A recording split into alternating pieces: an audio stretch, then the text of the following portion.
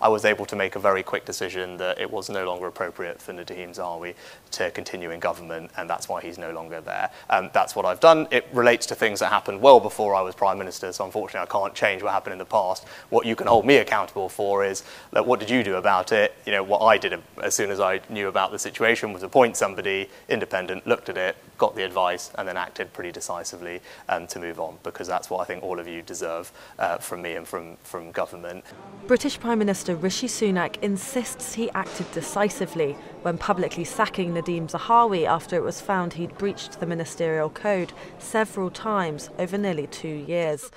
But Labour says there are still serious questions to be answered regarding when the PM found out that HMRC was investigating Zahawi.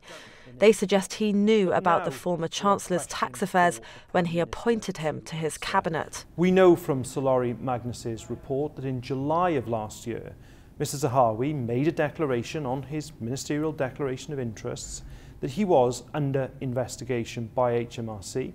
We also know that in September of last year, Mr Zahawi came to a settlement on unpaid taxes with HMRC that involved a penalty.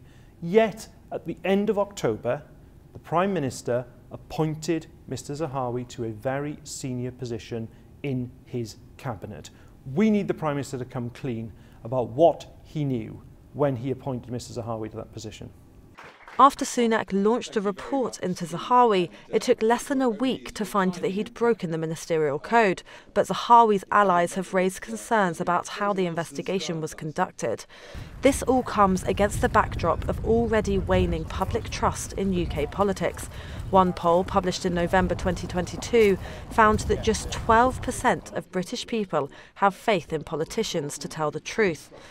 Zahawi has lost the trust of many of his constituents in Stratford-upon-Avon, who are relieved that he was removed from his post, and some even suggesting that he should step aside as their MP. I think he should probably have resigned before he was sacked, at least while he was being investigated. I think he certainly should step aside.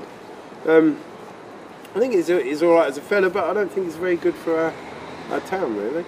I don't know, especially as he's an ex-Chancellor, albeit for only a short period, how he could make such a mistake.